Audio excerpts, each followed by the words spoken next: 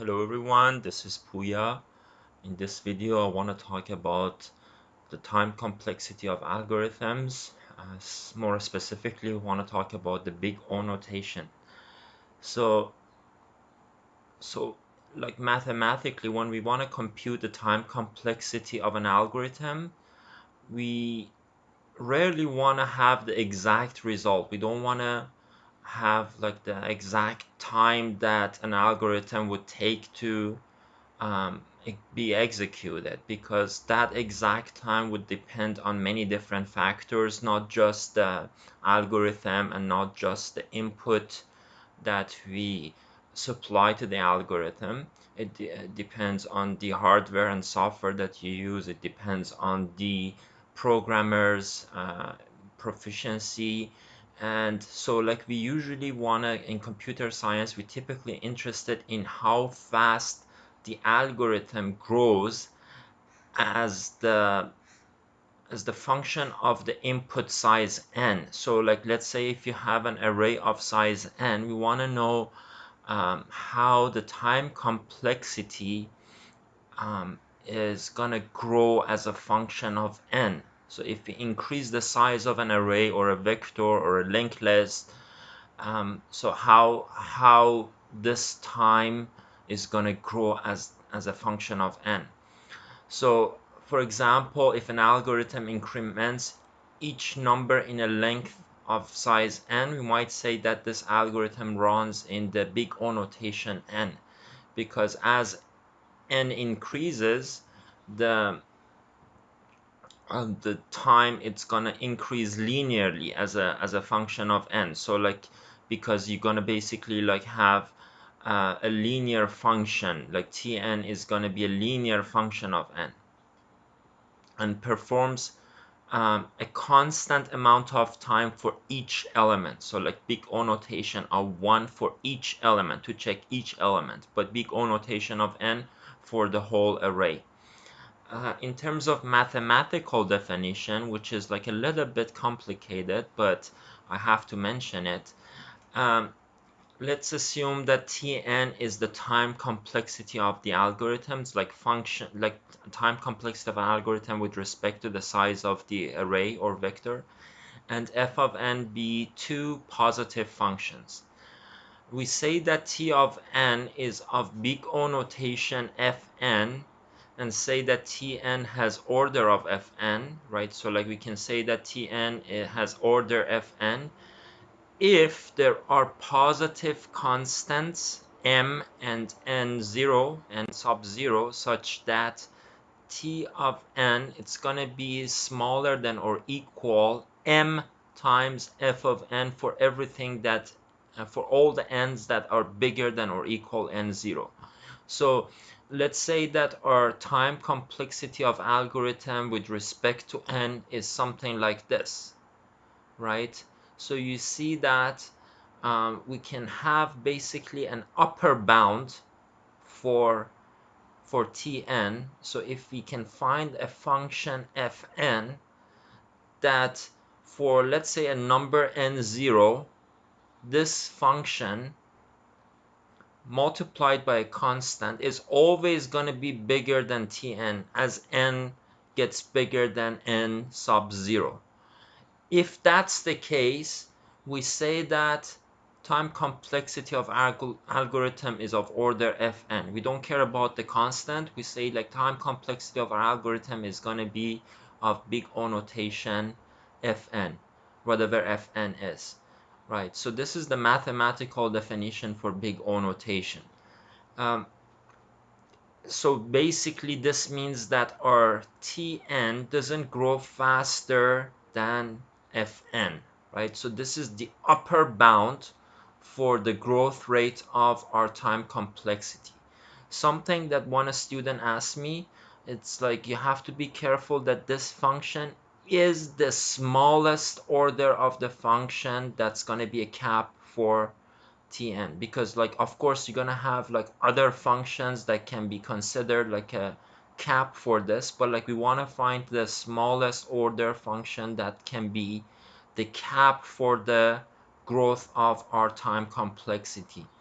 I know that this is a little bit confusing or vague at this point, but hopefully throughout this lecture I'll make this more clear for you. So some of the functions that can be considered as fn, it's the first one, the most simple one, the simplest one is the constant time. So let's say that you want to search to an array of a constant size. Okay, so you have, like, let's say that you have a loop that like it's gonna just basically iterate a constant size, let's say n. So let's say that you have an algorithm, and then like you have a program that says for integer I, let's say from 1 to 10. Okay, that in that case the amount of time that this program takes to get executed and run, it's gonna be a constant time, right? Because you iterate through the array only 10 times. So in that case we say that T of n is of big O notation 1, right? It's a constant amount of time. Okay, so that's a constant time complexity.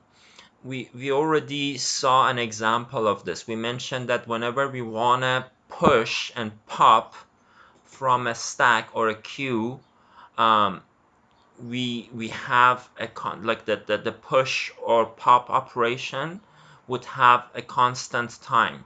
It doesn't depend on how many elements we have in the stack or in the queue or in the deck, right? That's the amount of time that it takes for push and pop. It should be a constant amount of time. So it means that this time complexity is always going to be smaller than a constant value. So in this case means that Tn is smaller than some fixed constant whose value isn't stated for all large enough values of when, like, doesn't depend on n, right? Doesn't depend on n. That means that T of n is going to be of big O notation n, or T of n is order of 1. Sorry, or T of n is of big O notation 1, or is order 1. An algorithm which is of big O notation 1 is said to have constant time complexity. Another example is, let's say that you want to search through an array of size n. Okay, so you want to search sequentially, linearly through an array of size n, right? So the amount of time that it takes to do this operation, it's going to be a linear function of the size of your array, right? As n increases, the amount of time it's going to increase, it's going to grow linearly, right? If we find T of n, let's say it's going to be either n minus 1 or n, right? So if I draw the T of n versus n, it's going to be a constant line, right? So this is always going to be smaller than or equal to a line as a function. So in that case, we say that T of n is of big O notation n. Notice that we never care about the constants, right? So when we say big O notation, we never care about this constant m, right? It's always just going to be the function itself. Okay, if that's the case, we say that the algorithm has linear time complexity. Another example that we have seen earlier, like let's say that we have nested loops, which is the case that we saw for bubble sort, selection sort, insertion sort. In that case, if we calculate T of n, it can be something like this. It's going to be n squared divided by 2 minus n over 2, right? N squared always grows faster than n, right? So this one, as n increases, we can ignore n over 2 compared to n squared, right? And we don't care about the coefficient. So we can say that T of n is always smaller than like a constant multiplied by n squared, right? So the n squared, m times n squared can be an upper bound for this time complexity function. So we say that t of n is of big O notation n squared. It means that t of n is going to grow as a function of n squared, and this is going to be an upper bound for that. Okay, we say that the algorithm has quadratic time complexity in this case. There are two other notations. This is only for your information. We're not gonna discuss this in this course, but there are two other notations, big omega and big theta notation. So big omega provides a lower bound for the growth of a function. So let's say that our function grows like this. This is t of n, right? Instead of like having an upper bound, big omega would provide a lower bound for our growth, for our like time complexity function. So basically the inequality sign, it's going to be reversed. We say that t of n is going to be bigger than equal m times f of n. In this case, for the upper bound for big O notation, we say that t of n is going to be less than or equal m times f of n.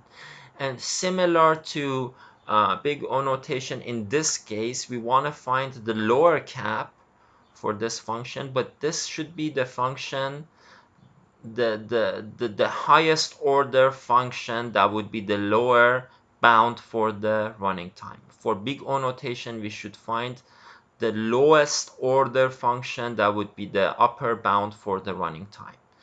Okay.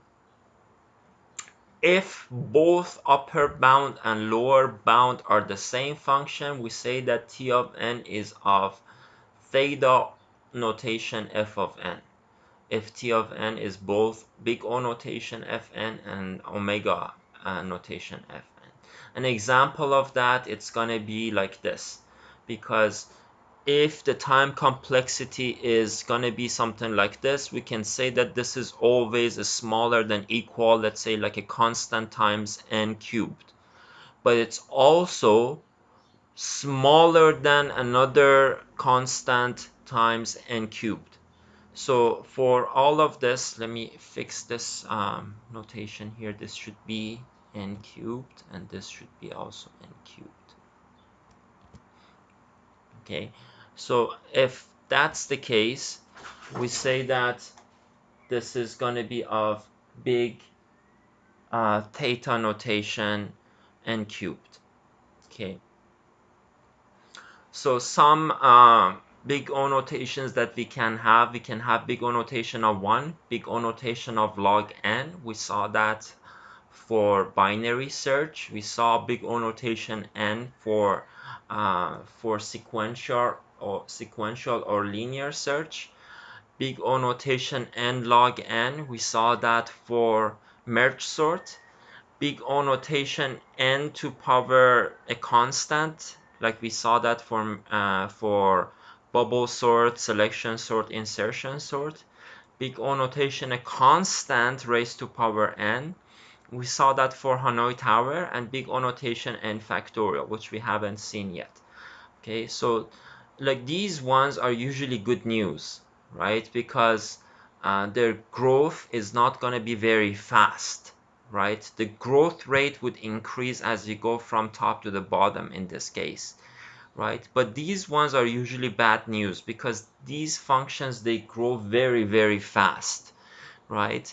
And so like this means that like once n increases, the amount of time is going to increase very, very rapidly. This shows like these functions, like big O notation 1 is like usually a very good news. Big O notation log n is good news. Big O notation n, it's also like okay. Big O notation n log n, you see that it's almost linear, but it's just like faster of big O notation n, because we also have a log n term here. Big O notation n squared or n raised to any power, which is greater than or equal to, it's going to be just like very fast. Raise 2 to power n or any k bigger than equal to raised to power n, it's going to be a very bad news. And finally, n factorial is like it's the worst case. In this case, this grows very fast. You see that as n increases, like this one like grows very fast. As an example, let's compare n times log n and n squared. Okay, you can see that, for example, log of 1000 in base 2, it's just going to be around 10. Like this is going to be like almost like 2 to power 10, it's going to be 1024, right? So this is almost 10. Log 1 million base 2, it's almost 20, right? So like you see that we multiplied n by 1000, but log of that number got multiplied by only 2. And if we if we multiply the size by 1 million, so like we have like log of 1 billion here, it's almost 30, right? So the growth is not very fast. Like the growth of log n is not very fast. So but let's look at n squared. So big O notation n squared, if we raise 10,000 to power 2, right, it's gonna be like almost like it's gonna be exactly 100 million. Okay, so you can see that an algorithm with quadratic time complexity scales very poorly. Like it means it scales very rapidly.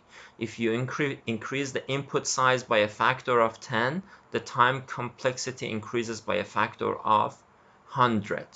Okay, so that shows like why this is better than this one. One thing that we have to know when we want to calculate big O notation, we have to find elementary or critical operation. We have to find the operation that gets calculated the most. Okay, so if you want to find the running time of an algorithm, so like if we want to like time this, the answer depends on factors such as input, programming language, runtime, coding skills, the compiler, the operation system, the hardware. It depends on many things, right? But what we want to do, we want to often reason about the execution time in a way that depends only on the algorithm and the input. In this case, like let's say the array, okay, the length of the array. So this can be achieved by choosing an elementary operation or a critical operation, which the algorithm performs repeatedly and define the time complexity as a function of n, as we mentioned earlier, as the number of such operations the algorithm performs given an array of length n.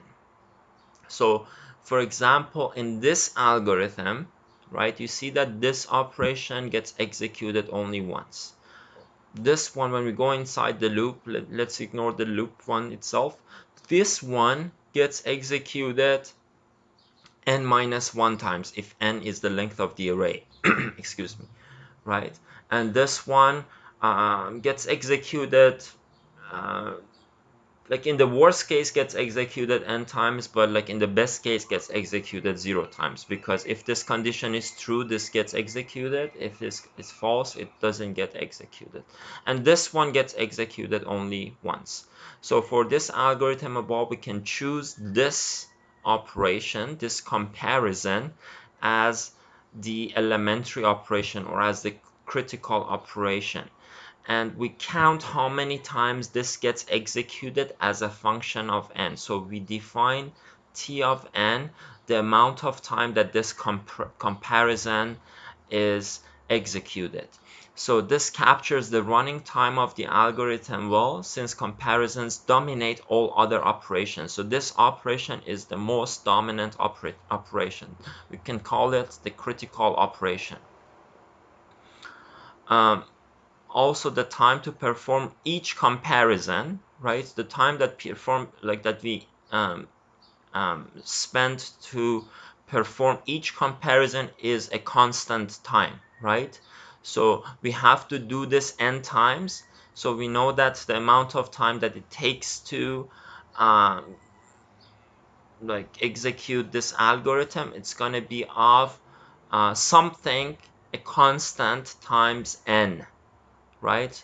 The amount of time that it takes to operate this operation in this algorithm, it's going to be a constant multiplied by n. So we can say that this algorithm is going to be of big O notation n. We say that t of n is n minus 1, right? So once we have t of n, we only care about the most dominant term, right? We only care about the most dominant term, because as n grows, right, we can ignore this 1 compared to n, right? So we can say that this is going to be of big O notation n. Okay, so in general, an elementary operation must have two properties. There can't be any other operations in the program that are performed more frequently as the size of the input grows. And also the time to execute an elementary operation must be constant, right? So like this one, like you see that this operation, each time it gets executed, it takes a constant amount of time. So we say that this is of unit cost. Okay. Another algorithm that we see here, right? It's very similar to the previous one. It's just like basically a sequential search algorithm. Like we want to see element X exist in this array or not. This is also we want to calculate the time complexity, but this one depends on our array as well. Okay, so you see that if the first element of the array is X, we're gonna return true. So we only go through this loop once, right? But if X doesn't exist in the array, we're gonna go through this loop n times, right? So for the big O notation, we only care about the worst case. Worst case time complexity gives an upper bound on the time requirements, and it's often easy to compute. The drawback of it is that it's often very pessimistic, because we only consider the worst case scenario. But that's what we want for the big O notation. We care about the worst case time complexity, not the best case. Okay. For a sequential search, we already studied sequential search, and we mentioned that it's of big O notation n. The reason that's the case, like if you have an array of size 1, we know that it takes like a constant time, right? So like it's just like we can say it's of big O notation 1. It takes like a constant time to do it. For array of size n, we can say that t of n, it's gonna be equal to a constant, which is 1, like in this case, plus t of n minus 1, because like here, like when we want to go through an array of size n, we're gonna check the first array element, and then we have to check the rest of the n minus 1 elements. So we can say that f of n is equal to 1 plus f of n minus 1. And if we write this down, we can say f of n is equal to 1 plus f n minus 1. F of n minus 1 is equal to 1 plus f n minus 2. And if we do this, if you add all these like vertically, can see that these fn minus 1, fn minus 2, f2, f1, everything, it's gonna cancel out, right? And we're gonna have f of n, it's gonna be equal to n, right? So this is the proof, mathematical proof for sequential search to be of big O notation n. For binary search, we have a similar concept. you can say that f of n, like the time complexity as a function of n, you search the midpoint and then you have to go through half of the array. So you can say that f of n is 1 plus f of n divided by 2. Again, if you do this, you can find out that the depth of this, it's gonna be log of n in base 2 plus 1, because like we just like, if you only care about the integer part of it, it's going to be log of n base 2 plus 1, right? And we can ignore 1 compared to log n, and we say that the big O notation is log n base 2. Most of the time we don't even care about the base, because this is basically a coefficient, right? So we say that the big O notation of binary search is of log n. For selection sort, bubble sort, and insertion sort, the big O notation is of big O notation n squared. I'm gonna show you why this is the case, because we're gonna like have in the first iteration, in the first step for all of these algorithms, we're gonna have n minus 1 operations. In the second round, we're gonna have n minus 2 operations. In the third round, we're gonna have n minus 3, and finally in the last round, only one comparison. So if you add them up, f of n, it's gonna be 1 plus 2 plus all the way to n minus 1. Okay, and according to the formula, this is gonna be n times n minus 1 over 2. If you want to know how this formula is found, you can write f of n one time this way, from large number to small numbers, and then the other one from 1, 2, 3 all the way to n minus 2, n minus 1. And if you add them up vertically, you say that 2 f of n, 2 times fn, it's going to be 2 fn is going to be equal to n plus n plus n plus n plus n. How many n's? N minus 1 n's. So 2 fn is going to be equal to n times n minus 1, and fn is going to be n times n minus 1 divided by 2. So this is the time complexity as a function of n, right? Again, we want to find the upper bound, right? So we can ignore this one, right? As n grows, this is going to grow much faster than this term, right? So we can say that f of n, it's gonna be of big O notation n squared. We only care about the dominant term, most dominant term. We don't care about the coefficient. So this is big O notation n squared. If you wanna refer to the mathematical definition that we had earlier, you can say that this is always gonna be smaller than a constant times n squared, right? M times n squared. So that's why like this f of n, it's going to be of big O notation n squared. So I want to show you exactly how we can calculate the running time of like for modified bubble sort. This is modified bubble sort because if we have a sorted array, we count the number of swaps. If there is no swaps, we're gonna get out of the function. Why? Because there's no more swapping needed. So like that means that we can just like the array is sorted.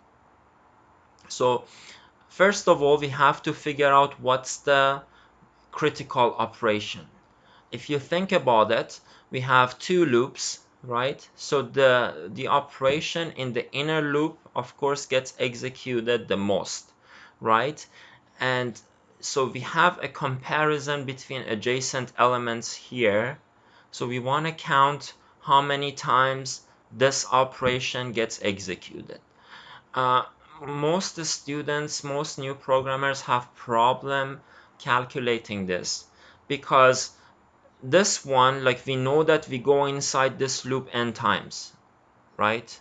Or like yeah, n minus 1 times, sorry, n minus 1 times, right? But the amount of time that we go inside this loop depends on I, right? Because you see that j is n minus I minus 1. Okay, so we have to analyze like how many times this operation is done based on what the value of I is. If I is equal to 0, if I is equal to 0, this operation is gonna be done n minus 1 times.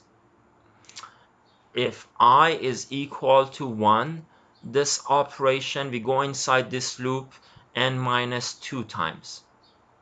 Okay, if I is equal to 1, like we go inside this operation n minus 2. If I is equal to 2, this we go inside this loop n minus 3 times, so this operation gets executed n minus 3 times, and so on. So this is basically, we have to add up all these number of times that this operation gets done. So when I is equal to 0, this operation gets executed n minus 1 times. If I is equal to 1, gets executed n minus 2 times, and so on. So if we add them up, similar to what I mentioned for selection sort, this is the f of n. So f of n is of big O notation, n squared. Okay, also you have to notice that we only care about the worst case scenario. So the worst case scenario would be like where our array is reversely sorted. Okay, if the array is already sorted, because we are considering the modified bubble sort, this is going to be only executed n minus 1 times, right? We don't care about the best case scenario, we only care about the worst case scenario. So like that's why the big O notation of bubble sort or modified bubble sort, it's going to be big O notation n squared. And this is basically summarizes what we mentioned, what I already mentioned. For the efficiency of algorithms, we want to measure how many times the critical operation is executed as a function of n. Usually we investigate the algorithm efficiency in the worst case scenario. That is, we seek a function fn to describe the time efficiency of an algorithm when the algorithm is used to solve a problem in the worst case scenario. Our major concern is when problem size and n gets larger, whether or not the algorithm is workable on that problem. So like we want to see like how this function gets, how this function grows as n grows. Does it grow very rapidly, very fast, or does it not grow fast? Like, is it a constant time? Is it like a linear time? Is it like as a function of log n, or n times log n, or n squared, and so on? So we want to count the critical operations.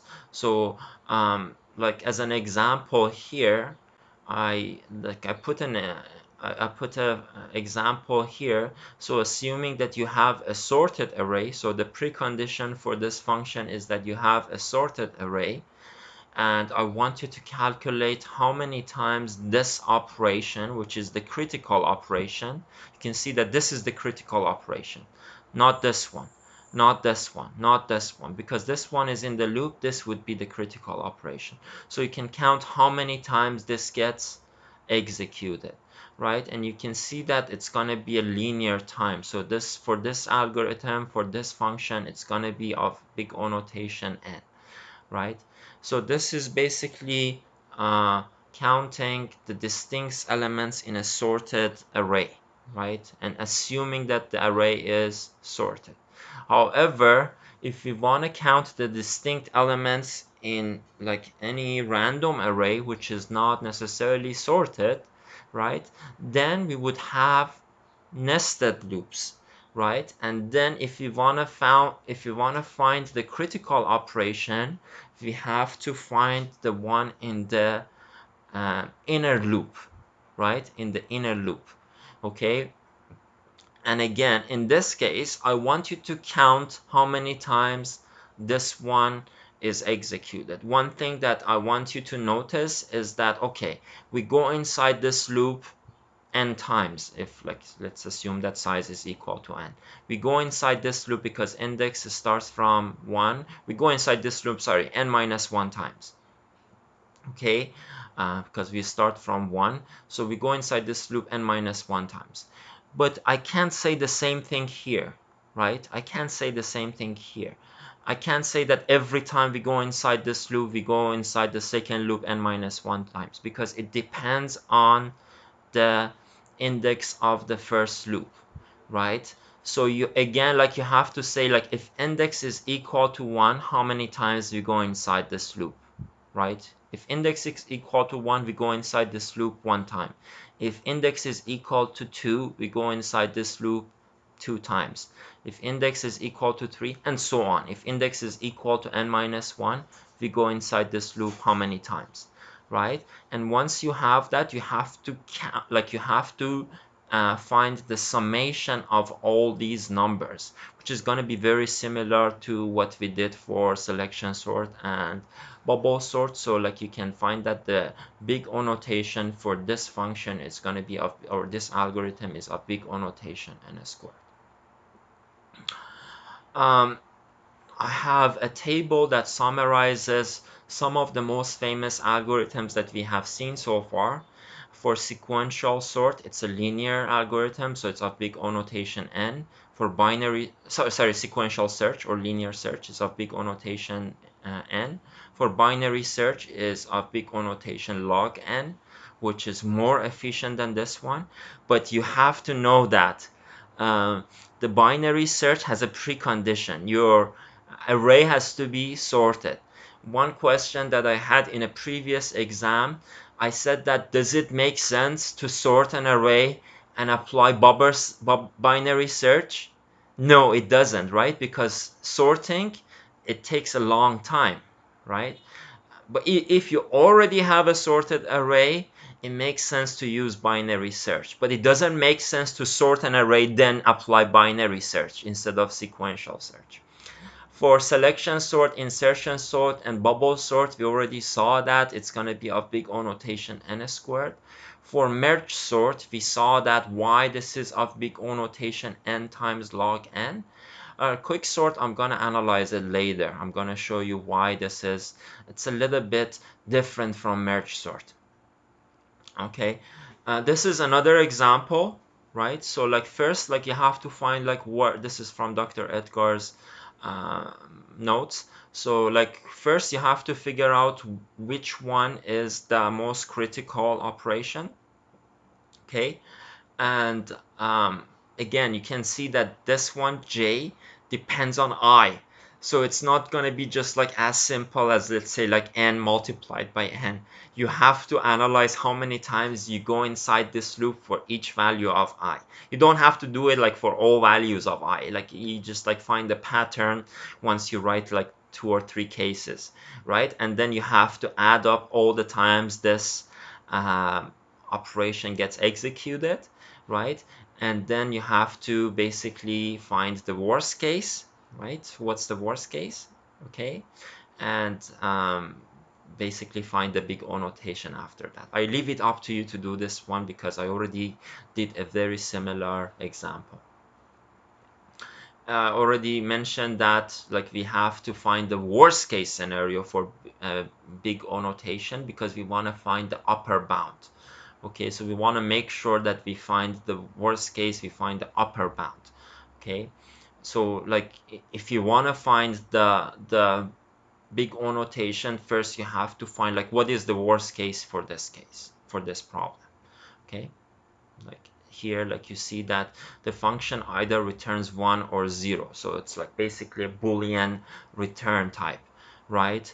So in the best case scenario, you might just, like, if AI is equal to AJ, like, if, let's say, like, A0 is equal to A1, like, you might return 1 in the first time you check this condition, right? That's the best case scenario. The worst case scenario, like, you have to figure out, like, what's the worst case scenario. The worst case scenario would basically be the case that this condition never is true, right? So you have to go through the whole array.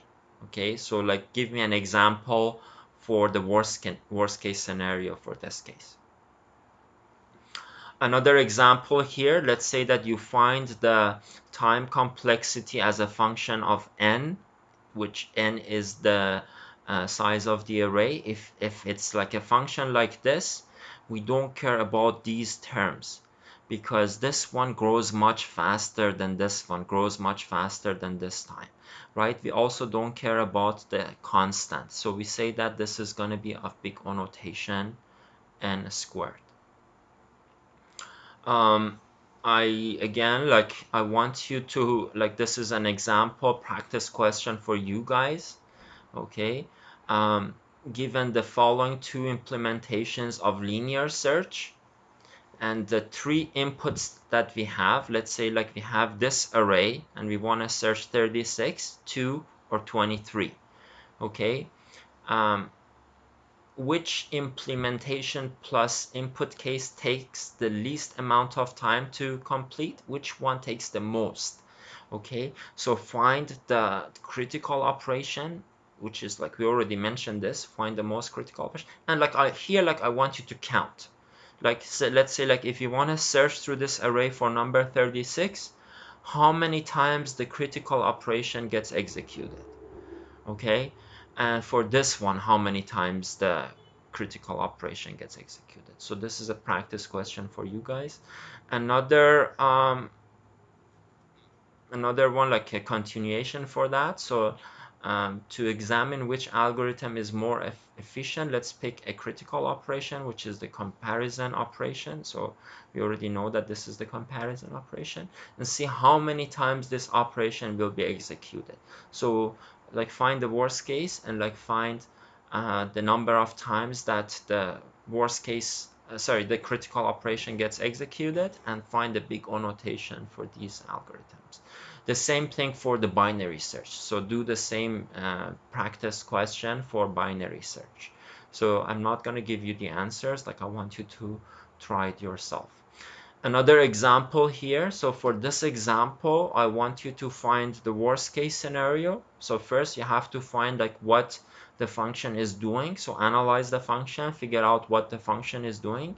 And for the worst case scenario, find each of these operations, how many times are gonna get how many guys are gonna get executed. This one, this condition check, this condition check, this condition check, this condition check, this condition, this operation.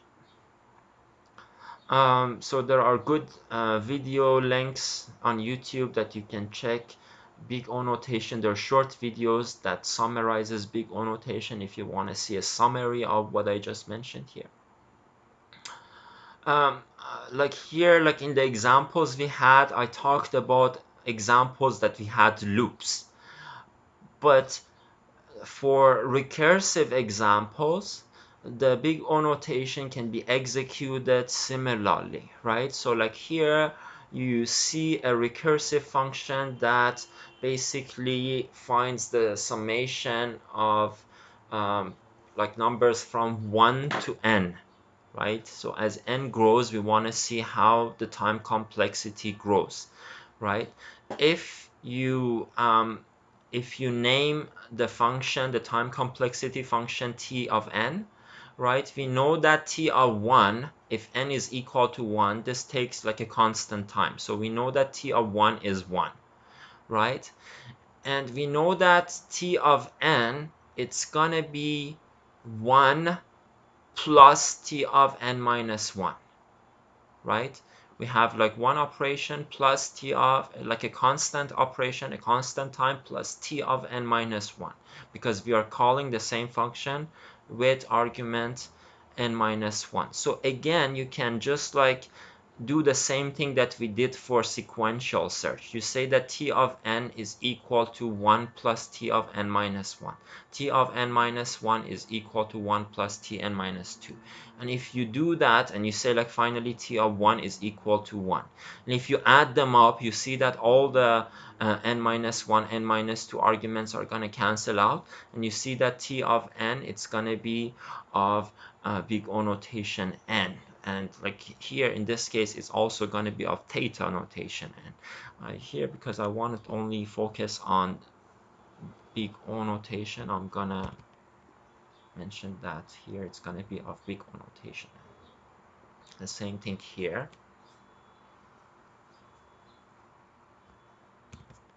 So this is the binary search but implemented recursively.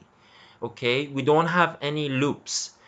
Don't think that because we don't have any loops this is going to be of constant time, because the loop is basically implicit in recursion, right? So again, you can apply the same thing that we did. If n is equal to 1, if start and end are the same, we're going to take a constant amount of time. But if array is of size n, we're going to have a constant plus, you have to go through the same array but with only n over 2 elements, right? So you can see that this is very similar to the, like in terms of time complexity, it's very similar to the non-iterative function.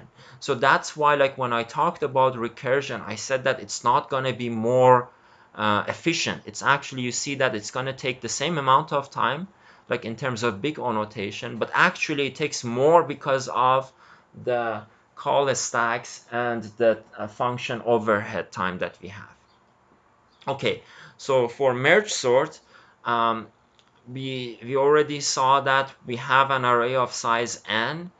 We divide it into two sub arrays, which is going to have the half size, right, n over 2. We do this again, we do this again.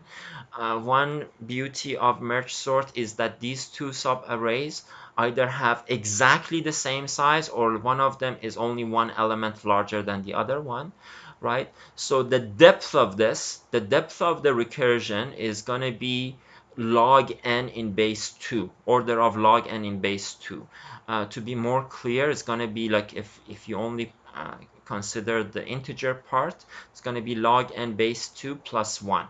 Okay, so that's the depth of the algorithm. But at each level, we have to merge these two. So after like sorting this, like we have to merge them, right? The merging of these, it's gonna be a constant times n. It's gonna be, we saw the merge algorithm, right? We had only one loop there, so you saw that that's gonna be of big O notation n.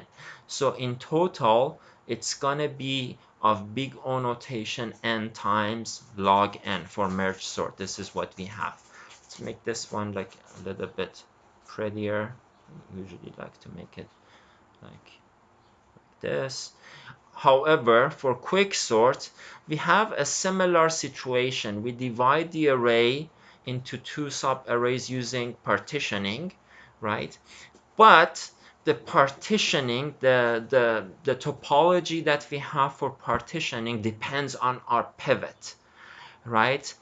If we choose the median as the pivot, right, we're gonna have like two sub arrays that have the same size. So in this case, the time complexity is gonna be of big O notation n log n, right? However, in the worst case, we saw that like when we implemented quicksort using cups, you saw that if we have a reversely sorted array and if we choose the last element or the first element as the pivot, what we end up with, one array, one sub array that has no elements and one sub array that has n-1 elements.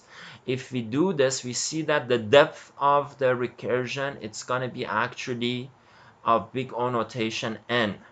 And each time when we do the partitioning, it's also like it's going to be of big O notation n.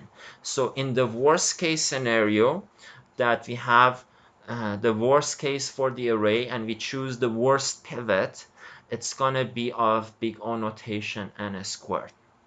It's proven mathematically that if like we have a random array, it's gonna be of n log n order. But for the worst case scenario, if we choose the wrong pivot, it's gonna be of big O notation n squared, which is, this is gonna be the case for the quicksort. This is what I wanted to mention for big O notation and time complexity. I hope this makes sense. Thank you so much. Have a good one.